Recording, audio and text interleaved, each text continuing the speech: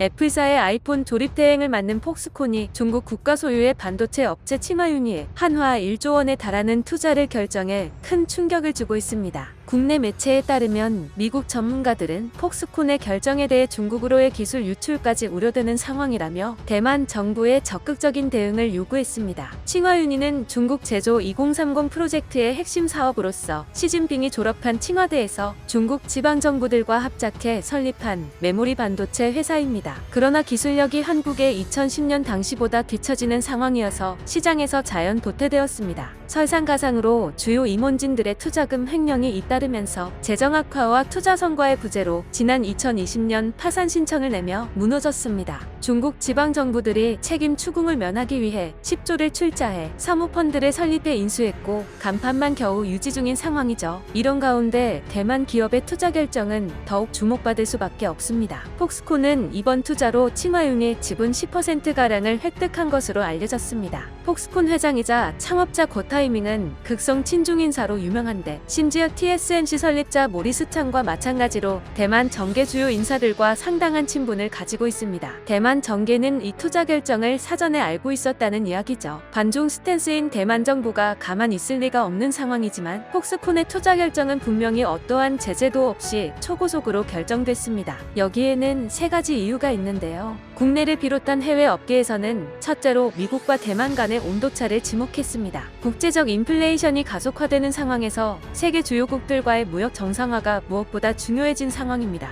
하지만 대만은 여전히 미국과 중국의 단교를 주장하고 있죠. 뿐만 아니라 미국 설계 기업들의 높은 의존도를 담보로 미국과의 국방 협상력 강화에 나서는 상황입니다. 여러모로 지출이 많아진 미국 입장에서는 결코 달갑지 않은 상황이죠. 대만은 미국을 휘어잡기 위해 더 강력한 수를 둔 것입니다. 두 번째로 대만 전체 GDP의 60%를 담당하는 TSMC가 최근 흔들리기 시작했다는 점입니다. 국내 IT 전문 매체 GD넷에 따르면 TSMC 자체 조사 결과 최근 3년 새 삼성, 인텔로의 3나노 공정 시니어 인력 유출이 부쩍 늘어났습니다. TSMC는 한국보다 적은 임금으로 고급 인력들을 엄청난 가성비로 굴려먹었고 이로 인한 사내 직원들의 불만을 지난 영상에서 구체적으로 소개해드렸는데요. 심지어 최근 대만 정부가 전체 GDP 한국 추월이라는 통계를 대대적으로 홍보하고 나선 것이 기름을 부었습니다. 대만 국민들이 한국인들과의 실제 삶의 질 차이를 비교하는 모습이 부쩍 늘어났다는데요.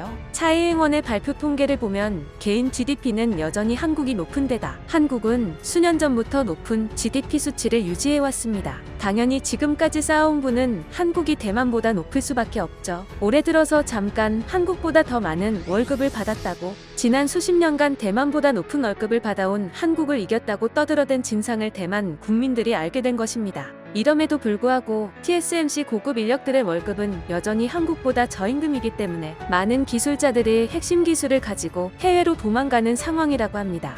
즉, 기업을 대표하는 CEO 및 사장단 임원들이 막대한 부를 쓸어간 것이지 기업 유지에 필요한 연구개발 인력 대우는 나아진 게 없다는 것이죠. 대만 민진당이 업적 만들기를 위해 계획한 한국과의 GDP 비교 마케팅이 오히려 대만인들에게 상대적인 위치를 깨닫게 해버리는 역효과를 낸 것입니다. 대만 정부는 뒤늦게 해외 기업의 자국 기술을 유출하면 엄벌하겠다는 법안을 제정 중에 있으나 소 잃고 외양간 고치는 상황인데요. 매력적인 기술을 가진 이들은 이미 이탈을 완료한 상황. 결국 대만은 가질 수 없다면 부숴버리겠다는 전략으로 기술을 돌린 겁니다. 바로 자신들의 역적이라는 중국의 기업을 키우는 것입니다. 자신들의 안위를 직접 챙겨줄 수 있는 미국의 심기는 건드리지 못하겠고 가장 만만한 한국을 흔들겠다는 것인데요. 최근 TSMC의 유력 경쟁사인 삼성은 TSMC보다 먼저 3나노 생산을 시작하며 대만의 심기를 매우 불편하게 만들기도 했습니다. 이참에 한국 반도체 기업들의 매출 60% 이상을 차지하는 메모리 반도체를 무너뜨리려고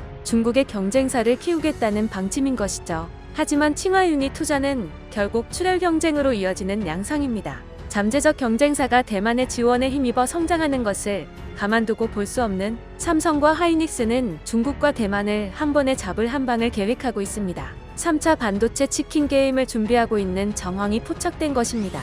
업계 소식에 정통한 국내 관계자에 따르면 삼성전자는 올해 하반기 메모리 칩 가격 인하를 검토 중이라고 합니다. 따라서 올 3분기에 대부분의 메모리 칩 가격이 10%가량 하락할 것이며 다른 메모리 반도체 업체들의 가격 인하가 불가피한 상황이라고 합니다. 치킨 게임은 간단히 말해 유동자금이 많은 업체가 경쟁사를 파산시키기 위해 시작하는 단가 후려치기 경쟁인데요. 2008년 1차 대전에서 독일 키몬다와 대만 파워칩, 프로모스 등 기업들이 줄파산을 이어갔고 2017년 2차 대전에서 일본의 엘피다와 도시바, 대만의 나냐가 파산 및 구조조정, 매각되는 역사를 써내려갔습니다. 따라서 유동성을 많이 확보한 기업, 즉 치킨 게임을 시작한 기업들이 보통 최후의 승자가 됩니다. 이렇게 되면 대만은 매우 곤란한 상황에 빠져들고 마는데요.